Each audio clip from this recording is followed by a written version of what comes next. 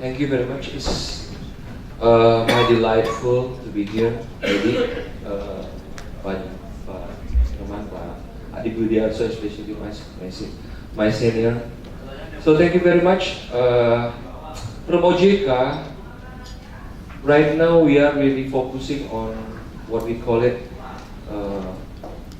FinTech lending. Why? Because this is really under OJK supervision, and not only about that, but we regulate the FinTech lending. As you know that on end of December 2016, OJK just issued what we call it OJK Regulation Number 77 2016 on peer-to-peer lending.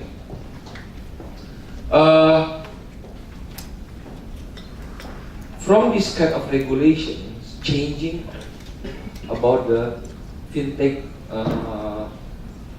activity in Indonesia. Next. In OJK, we have mapping the kind of what we call it as a digital economy. Digital economy is consists of e-commerce, e-government, FinTech, and especially right now, what we call as RegTech, regulation technology. In Singapore, in China, in USA, something like that, everybody already familiar with the regulation technology. But Indonesia, we're not familiar. But some of, I think only 2 or 3 right now startup have already operate their regulation technology. Is very powerful also. So what we touch from OJK, only the green one, FinTech. Next.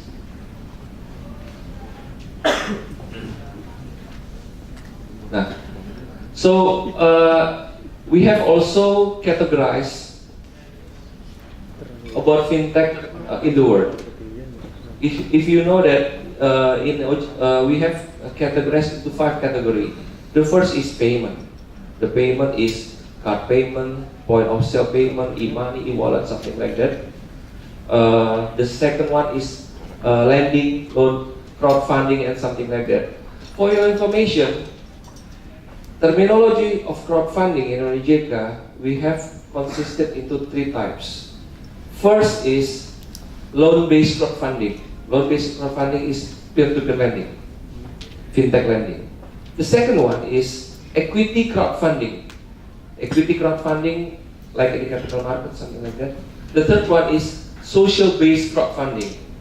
But the fourth one, there will be a new one, is like asset-based crowdfunding, like pawn shop, pegadaian.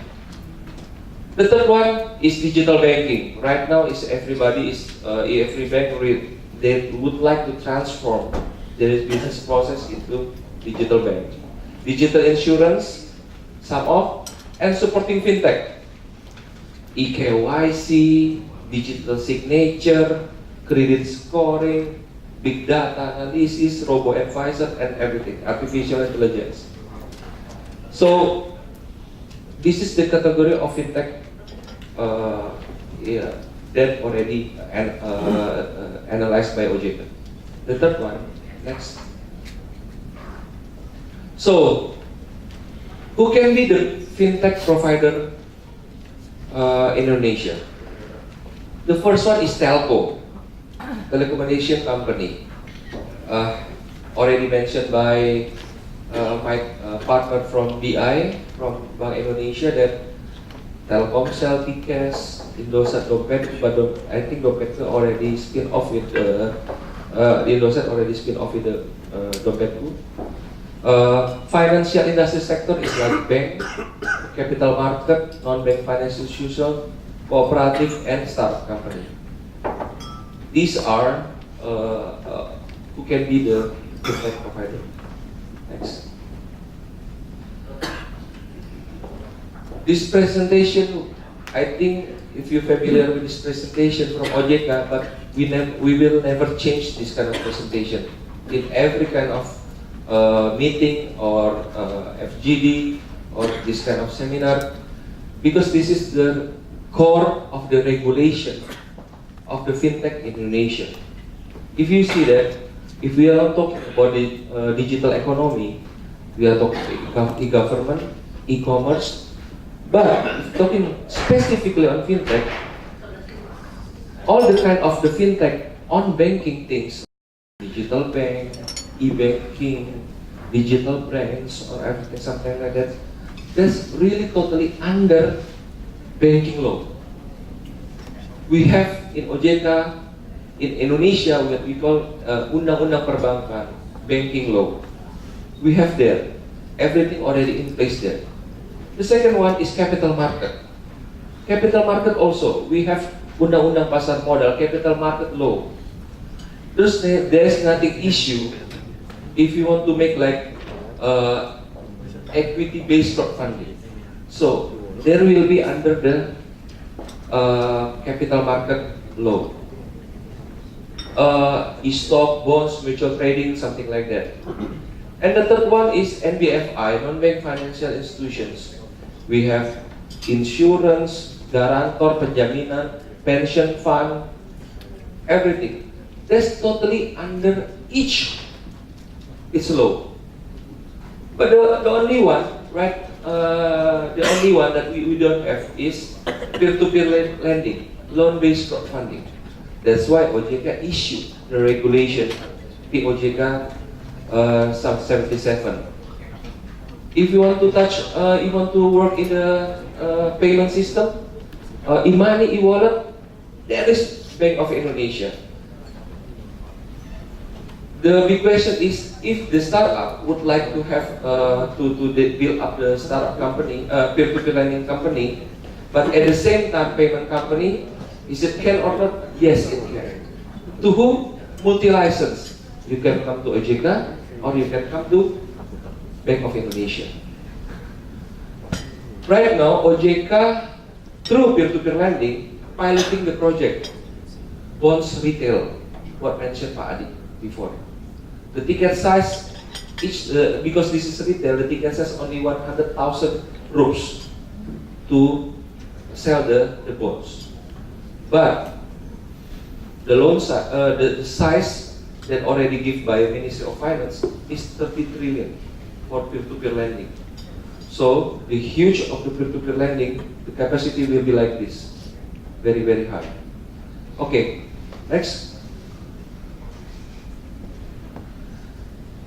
Selanjutnya,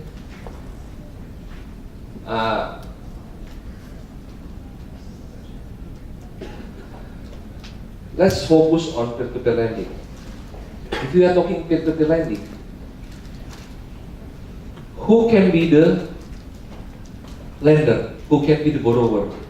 The lender consists of what OJK mentioned here. This can be individual, institution, banks, finance company, from in or out from Indonesia. Anybody can be the lender. Anybody. Anyone. Go inside to the platform. Anybody from USA, from China, even from Nigeria. Anybody can. Go inside to the platform. And who is the borrower? The borrower must be only in Indonesia. Cannot operate in the outside of Indonesia. So we expect that FDI, foreign investment, foreign direct investment, can come to Indonesia not only as a investor, but only also as a lender to the people of Indonesia. Not only about fintech lending. Fintech lending as a platform is totally empty. That's why right now we build what we call it the ecosystem. What are the ecosystems? The first one, eKYC. The second one is credit scoring, digital signature, and the other things. Right now,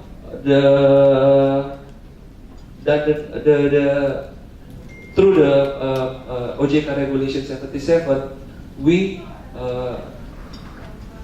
expect that every kind of the peer-to-peer lender lending has escrow than virtual account, something like that.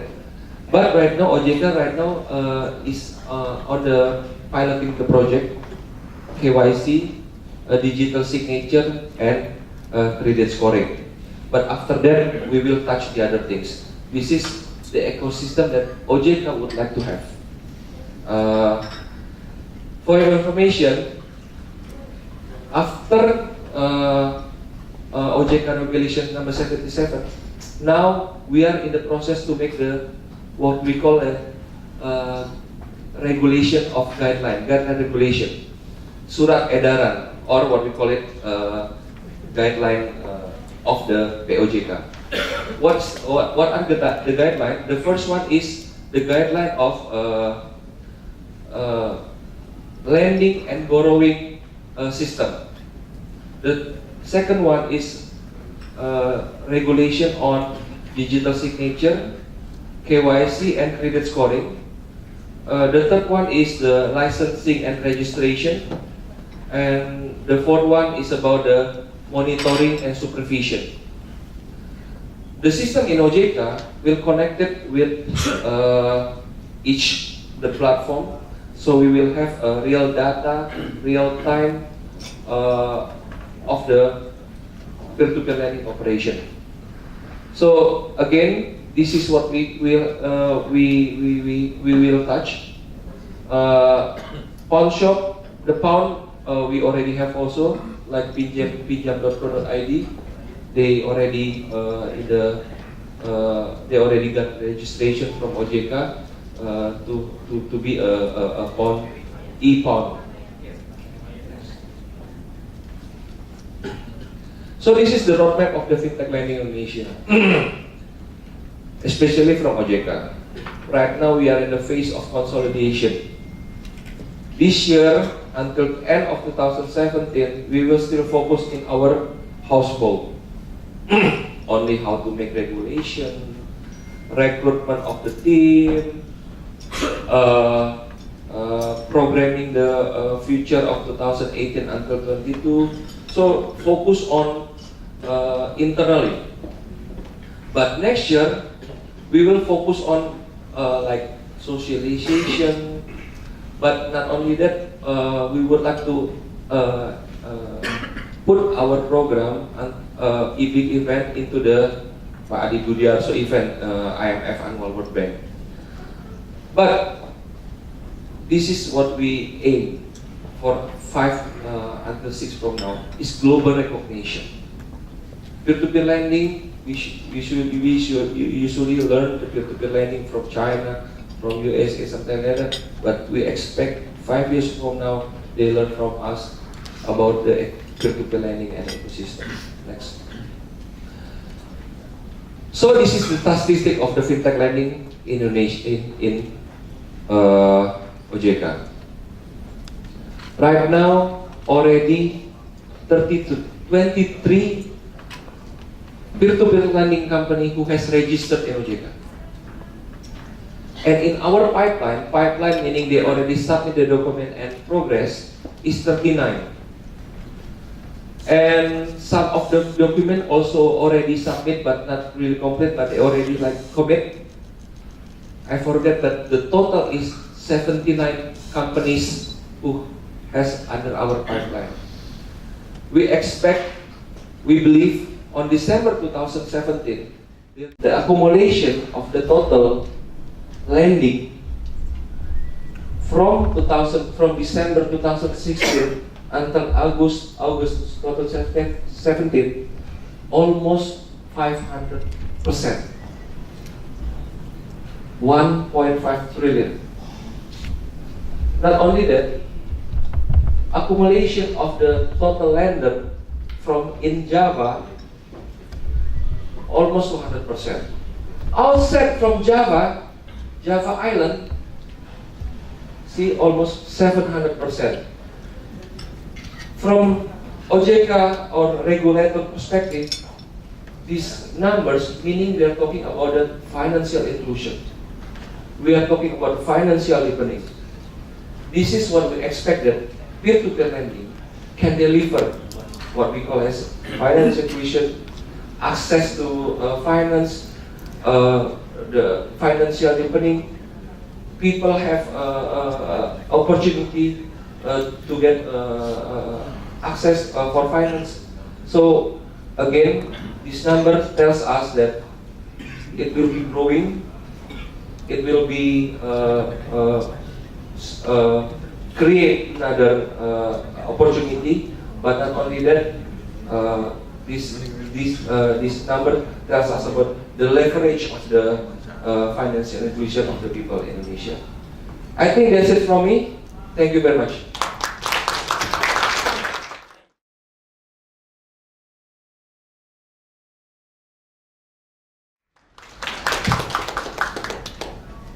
Thank you. Good morning, everyone. I'm sorry for being late. Okay, I represent Badan Ekonomi Kreatif for Indonesia Agency for Creative Economy. In terms of FinTech, I think BECRAF stands for the position of FinTech as a product of startup, and FinTech as a product that is used by creative industry to boost creative economy in Indonesia. And until right now, BECRAF has no rule to regulate FinTech or even startup. Okay. Next, yeah. The first, I want to talk about what is creative economy and whether what the connection with or what the relation with FinTech. Next. Yeah. There is a few of definition of creative economy. United Nations definition, UNESCO, UNCTAD definition, next, WIPO definition, DCMS definition, ECLAT definition, and so on. I think we don't need to memorize these definitions. But next, yeah, okay, this is the red line, the bold line of what is creative economy. The one is creative economy is creativity, art, and culture as productive endeavors. Second, products strongly related to intellectual property rights. I should bold this words, this sentence. Intellectual property rights, in particularly copyright. 3, activities with a direct role in the value chain, transforming ideas into products. Next. So, creative economy deals more with idea, something intangible. Something intangible. Next. And then we try to tangibilize this idea into intellectual property in order we can monetize it to make the bigger value of the economic value of the creative product. This is the main asset of creative economy is intangible asset, that is intellectual property. Next. If we talk about the business volume of e-commerce in Indonesia, I quote from Kominfo website. It is stated there that the business volume of e-commerce in Indonesia by 2020 is 130 billion US dollar. Very so big. Next. And according to Central Bank, Indonesian Central Bank, the digital transaction value for the last 3 years is like that, 4.9 billion US dollar, the transaction. Next. It is the report of Oxford Economics in 2016. Every 1% of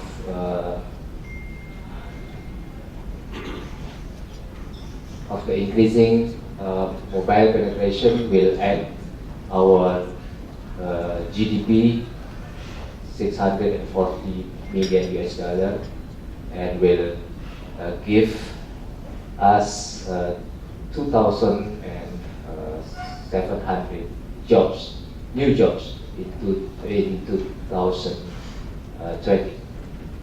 Next. It is the tree of digital economic trend in Indonesia until right now. There are on-demand services, financial technology, and e-commerce. But according to my friends from Alpesindo, Asosiasi Modal Ventura Indonesia, I think the investment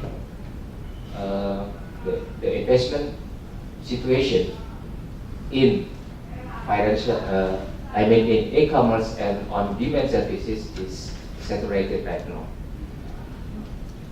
More and more venture capital, angel investors looking for new investment in financial technology because investment in e-commerce, on-demand services right now is too expensive because Alibaba have been in investment in Indonesia, in FinTECH and e-commerce. Next.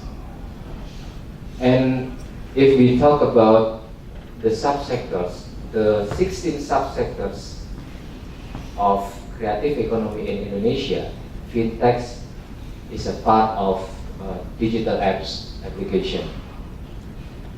Baycraft very supportive to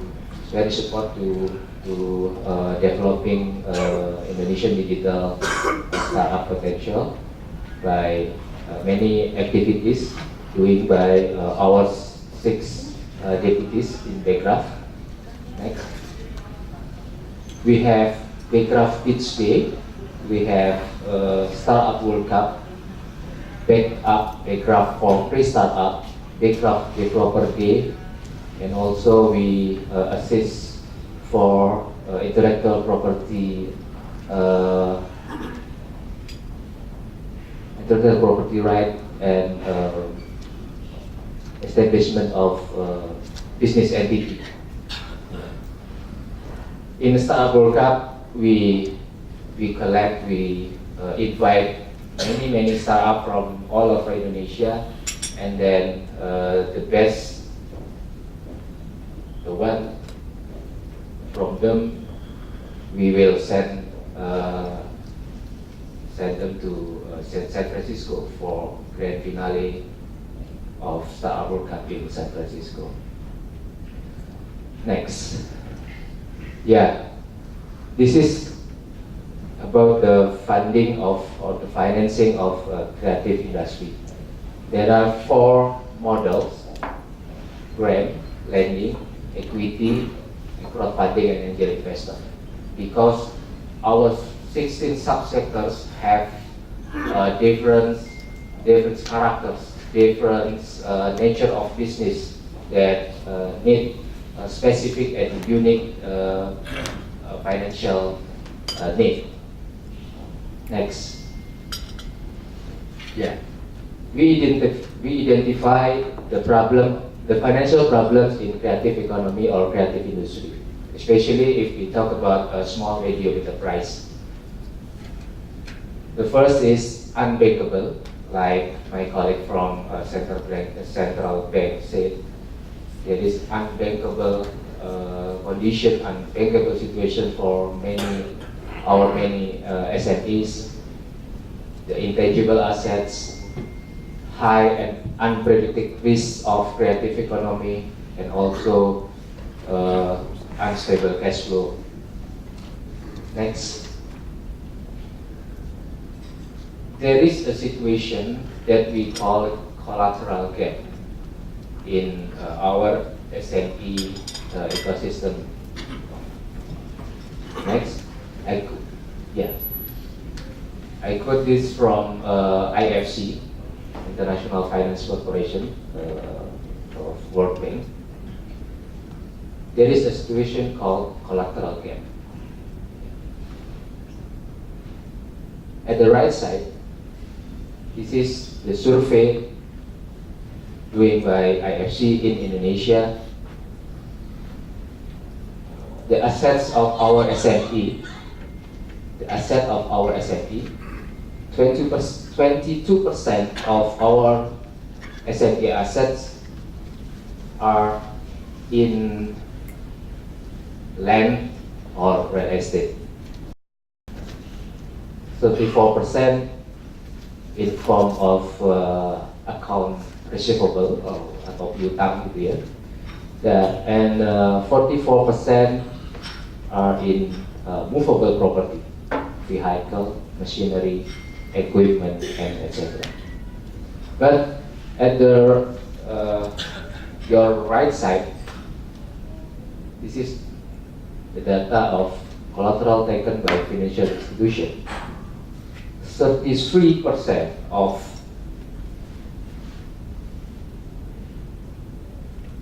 credit that is given by financial institution are asking for collateral. There is a gap. There is a collateral gap, according to IFC. Next. And then demand and supply gap. Next. Yeah, this is the lending process in traditional financial institution. You can see the long procedure, long process, long steps. Next. You can see here, this is the demand of working capital and investment financial. And this one, the supply that now can supply by our formal lending, our formal financial institution. This is the potential market of FinTECH to fulfill the gap. Next, yeah, the failure of the traditional lending models. Next, how can our emerging middle class get credit? Our young, our startup, how can they get the credit if the situation like that? They still have no assets because they just start the business. They still have no financial track record because they just graduate from their education. So how can our young people get the credit? Next. Yeah, it's also the data. Less than 5% have access to credit from traditional financial institutions. This is the opportunity for financial technology business. Next. Yeah, a perfect storm with three major trends: large and growing emerging middle class, failure of traditional lending models, and broad social and mobile use in Indonesia. I think these three trends will will boost financial technology businesses in Indonesia. Next. Yeah. We all need financial technology solution. Next. If we want to talk to our financial institution, please stop for asking collateral. So I think our financial institution will say, how? Can you give us another security model to replace the collateral system, collateral regime? So I think and I believe it can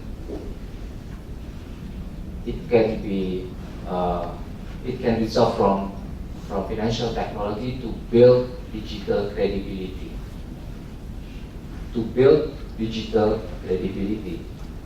So yes, we have to push digital economy. We have to push digital payment. We have to push our e-commerce. We have to push our SME to enter online business. In order we can get that I call digital credibility. This is the important thing that financial technology can support. Digital credibility. Okay, next. Yeah, and then if we talk about financial literacy in financial inclusion, like my colleagues from OJK or Bank Indonesia said that the financial literacy index and financial inclusion index in Indonesia is still low. There is more, we have more room to grow. In 2016, our financial literacy index is 29.6% and our financial inclusion index is 67.8%. Next. Yeah. This is the background view of financial technology. Financial technology as an alternative of financial services. If we talk about compliance, there is no background rule there. There is the role of OJK and Bank Indonesia. But this is the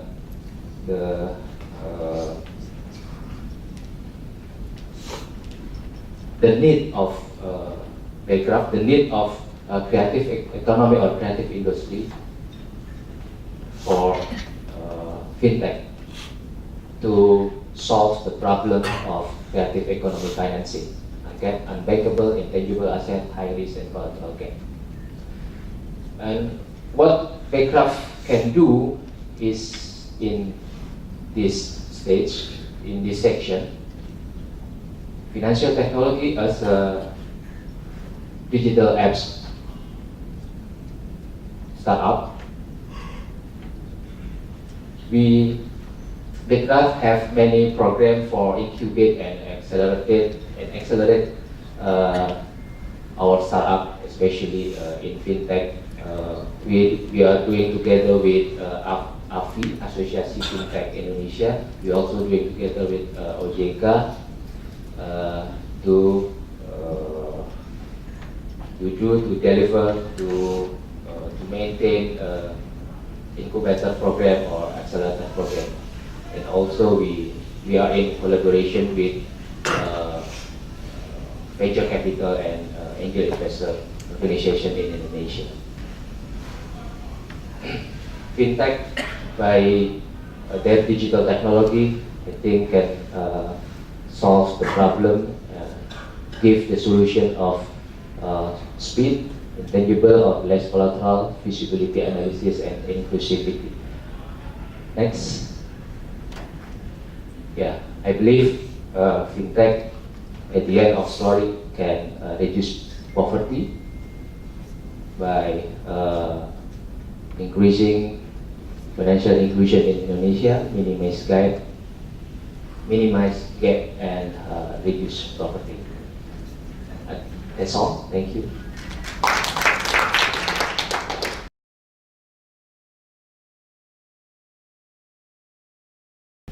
Okay, I have a question for Pavi from OJK about the fintech lending. I think one of the concerns is on the consumer protection. Is there any special regulation from OJK to ensure the consumer protection? But I think for the fintech lending, the one have more risk is actually the lender, not the borrower. And also we want to have the international lender. So if there's something happen in our P2P, it can also affect our credibility. Is there any special regulation from OJK on that? Thank you. Morning. I would like to ask Mr. Ali. Mr. Ali Budiarso, it's a pleasure to meet you here. So regarding to your data, there is 93% that Indonesian people prefer to do online shopping than offline shopping. So my question is, what is your suggestion to retail business to survive their business? Maybe to improve their online shopping or something, but at the same time, not to cut down on their employees. Thank you. Hello, good morning. My name is Liga Wardana from Alumni Magister Management of Gajah Mada University. I want to ask about there is incumbent player about fintech. There is a conventional bank and also telecommunication company. And what is obstacle they can do to do fintechs? Because I see they more slowly into the fintechs than the startup. If there is a obstacle is regulation, how government protect them? And the second is how to, at your opinion, how to build good fintech? Good morning. I would like to ask Ibu Retno from Bank Indonesia. So regarding the financial inclusion, where we actually serve the bankless people, which more than 50% of the population. So concerning that, one of the ways to actually tackle that is the providing agents from bank or non-bank institutions to those bankless populations. But there is a problem that non-bank institutions cannot employ individual agents. I would like to know the reason why BI has such a. Thank you. My name is Iwan Sutrisna. I come from Kadin, Jakarta. Actually, if we are looking at the presentation, first from the backup point of view, that for fulfilling the financing instrument or the institution, actually, we saw that there is a fintech application and crowdfunding. So we can raise money or fund through that application. But if I'm looking at the presentation, actually, like from OJK side that they are concentrating on the lending side. So, and then the Central Bank of BI, actually there is a black box, and then, but if we raise fund through the application, and since we are not the one who lend the money or who invest the money, and if something goes wrong, maybe I would like to know what will be the regulation for that kind of activity, and if the crowdfunding is grow up, so maybe it will help the Bizcom to raise fund for the startup or the new young generation from our country. Thank you. If we're talking about customer protection, here's the business process of the peer-to-peer lending. This is the lender, platform, borrower. Let me add something first here. Between lender and borrower and platform, there will be a kind of agreement. This agreement built by or made by the notary. special agreement that the lender will, I don't know how to in the legal terminology, something like that, but there will be a kind of agreement that between lender and the platform, they will a kind of to disclose the data and something like that. If something happen with lender, platform will not responsible for that. Again, this peer-to-peer lending is only a marketplace. The one who do the real business is lender and borrower. The risk is on lender, the risk on borrower, especially on the lender. This is normal agreement between you and me. Especially, for example, you want to lend me 100 million, shake hand, put in the agreement, finish. But now digitalized, put in the marketplace, in the platform. That's why the platform must provide that kind of agreement to protect the lender. There will be some special legal agreement if something dispute. Perhaps you can email me. I can show you what is the template about that. The second one is about how to protect conventional financial industry, banks, finance, multi-finance, capital market. For your information, peer-to-peer lending or FinTECH is not competitor of the conventional financial industry. No, it's collaborate. That's why we really endorse the peer-to-peer lending, work together, collaborate with banks from the escrow account, virtual account, and not only that, even some of banks provide KYC to the peer-to-peer lending. That's why? Why? Because the bank has the system, everything already in place in there. Even the KYC, the credit scoring. So the peer-to-peer lending as a marketing arms of the banks or the multi-finance. From the OJK perspective, we really expect that yes, it's conventional, old school. The banks and multi-finance should transfer themselves into something more sophisticated, more digitalized. Because this is the era. Of course, we really realize that it's costly.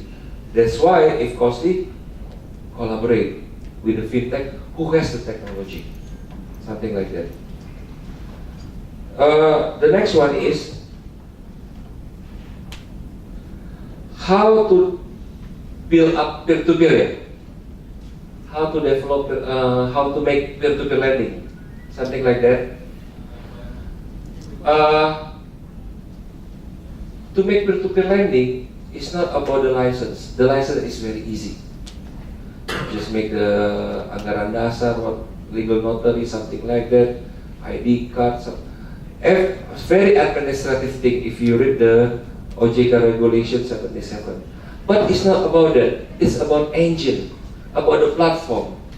The engine itself, they have some specific algorithm about the big data, about analysis, about EKYC, about credit scoring, about digital signature.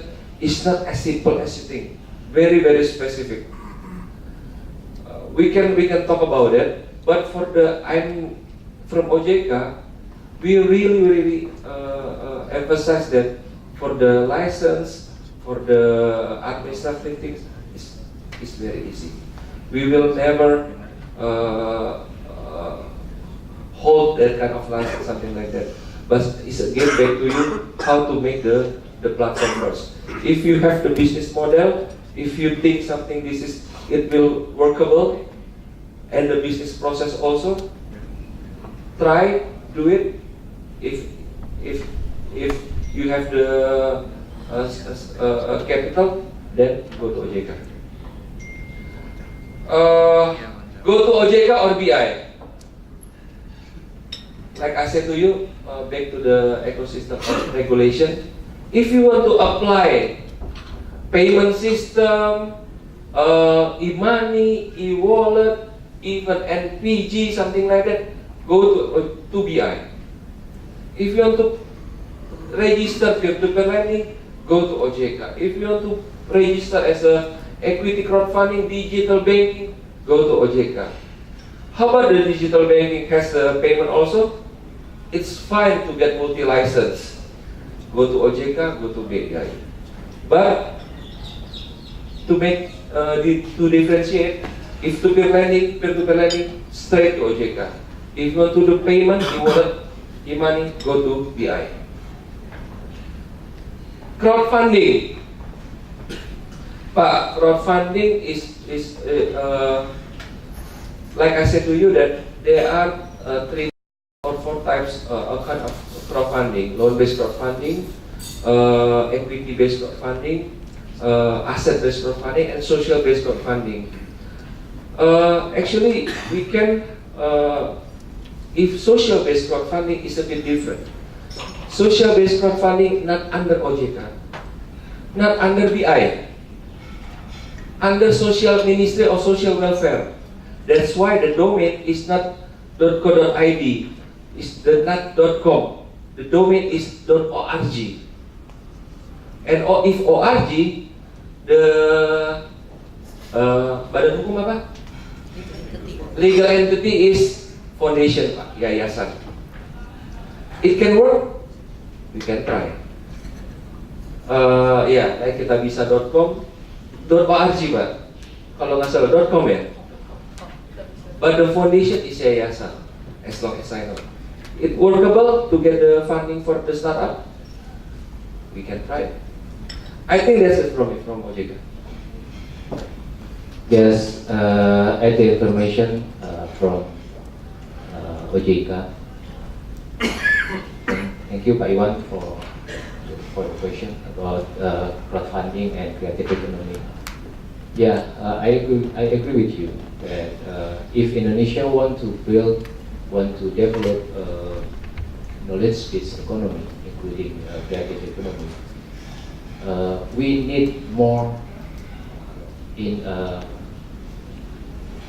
investing society rather than saving society. So they always said that we need investing society. And if we talk about crowdfunding, there is 3 types of crowdfunding: social crowdfund, reward crowdfund, and investment crowdfund. Social crowdfund, I think there is no issue, there is no problem in social crowdfund because we can find it in Indonesia, kitabisa.com, wujudkan.com, gandengtangan.com, etc. Reward crowdfund, I think it also actually can be applied in Indonesia because yes, it is not does not talk about investment. It is just reward. What kind of reward that the crowdfunder,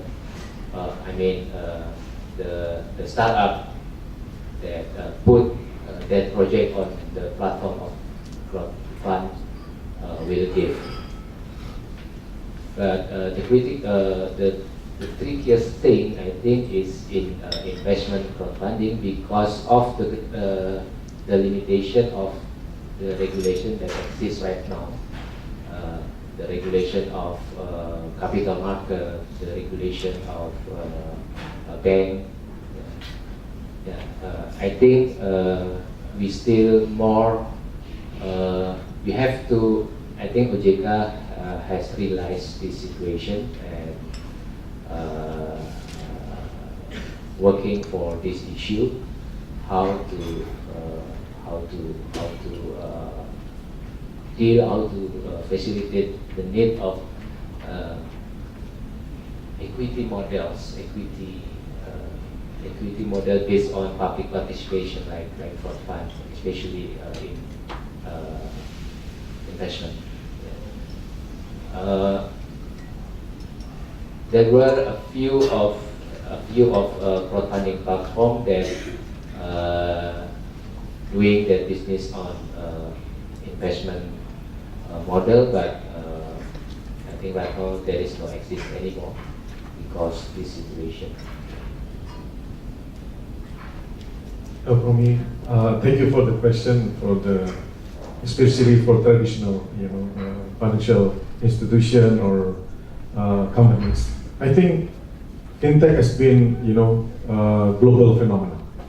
I noted that the last spring, Ms. Christine Lagarde from IMF already raised the awareness of the global, economy.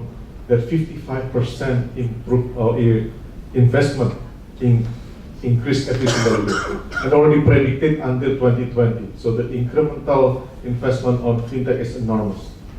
And I believe now we just realize, look, the government job is actually to create awareness and improve the literacy of the people, including the traditional, practitioners. So my simple suggestion is just don't stay at your posisi wena.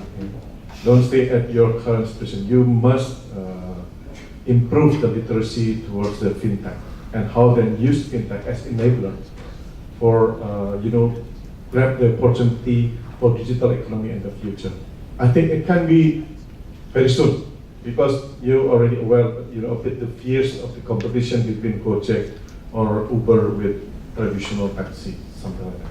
So it can be fierce, but I can state that this is really something that we must ready for the improvement, advancement of the technology in financial sector. Thank you. And probably one of the suggestions probably for the early startup. I think Ministry of Finance, we also have what we call it UMI, Ultra Micro Credit. So I think we can support, if you are really small, can be like 10 million or even support for making business hand to hand with the bank. I think we can go to a PIP. We have a PLU unit, Pusat Investasi Pemerintah. We already enhanced them with really great support in terms of regulatory and also in terms of fund. Thank you. Thank you for the question. First of all, I'd like to answer about what is the government protection for the incumbent. In Bank Indonesia, actually in payment system ecosystem, we does only protect incumbent, but we are giving a same level of playing field for non-bank or banks or startup. So if a startup is engaging in the ecosystem, our ecosystem, so they have to comply with our regulation. But don't think that we want to, to stop the innovation or we want to stop the startup. Actually, our main concern is to give a secure and a safe payment system to all of the population of Indonesia. And also, we are concerned with customer protection. So when you a startup entered our ecosystem in payment system, we want them to be compliant with our regulation. The next is when is regulatory sandbox is open. Actually, the regulatory sandbox will be open when we have issued our regulation on regulatory sandbox, and they are open to every startup which is related with payment system actually, but it's not. We are all the startup from others category of FinTech is also welcome in Bank Indonesia, and we will coordinate and cooperate with other authorities like OJK, right? And you can actually submit a registration first of all to Bank Indonesia, and maybe before you submit a registration, please be aware about our regulation. you can, there are a lot of regulation regarding the fintech, like card-based payment, uang elektronik or e-money, or about fund transfer. So please analyze first your product and business model. So when you come to Bank Indonesia, you know what are you doing, okay? And about the middle startup, you can send emails to Bank Indonesia. Yes, and this is our email. Please send us an email to have a schedule with us, and we will set a meeting with you. But be aware that we need your mechanism, you need your business model sent to us first, because we want to analyze first, so we can give you consultation to do your product. And maybe when you ask whether I have to go to Bank Indonesia or to go to OJK, you can consult first by emails. If you have doubt what is your product, what is your business model, we will help you to analyze what is your product, whether it is under OJK authorities. We will help you to go to OJK, our friend on OJK. And also for the financial inclusion, I think that I'm not the authority to answer this question, but because this is OJK authority, but I will give you explanation that actually the OJK have a program called the Laku Pandai, which is that agency can cooperate with banks to remote area. But regarding the non-banks, I want to know what do you mean by non-banks? Oh, Doku, Tikes, oh, there is e-money. That is not, and this is a different program from Bank Indonesia called Layanan Keuangan Digital, LKD. It's okay to have agent for non-banks who provide uang elektronik, but they must be a legal entity, if I'm not mistaken. But for banks, they can be agent of person to person. But for the agent of a non-bank e-money provider, should be a legal entity.